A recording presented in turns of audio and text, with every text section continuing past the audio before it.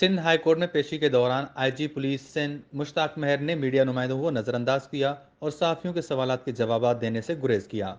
अदालती हुक्म के बावजूद पुलिस इंस्पेक्टर को कानून के मुताबिक तरक्कियां न देने के खिलाफ सिंध हाई कोर्ट में दायर दरख्वास्त की समाअत पर आईजी सिंध मुश्ताक मेहर हाई कोर्ट में पेश हुए और सुप्रीम कोर्ट में पेश करदा लिस्ट की कापी अदालत में पेश की। पुलिस के वकील ने अदालत को बताया कि सिनाटी लिस्ट 2016 में तैयार हुई थी, इसी पर अमल हो रहा है। दरख्वास्त गुजार के वकील ख्वाजा शमसुल इस्लाम अदालत को आगाही दी कि पेश करदा दोनों फहरसतों में तजाद और रद्द-बदल है।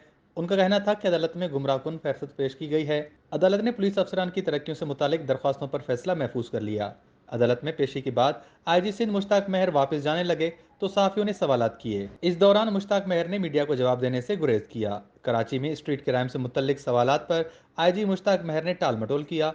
उन्होंने मुतअद्दिद सवालात पर जिम्मेदारी एडिशनल आईजी कराची पर डाल दी और कहा कि इस मौजू पर बात नहीं होगी। आईजी सिंध मुश्ताक मेहर ने कहा कि इस हवाले से ब्रीफिंग एडिशनल आईजी कराची देंगे।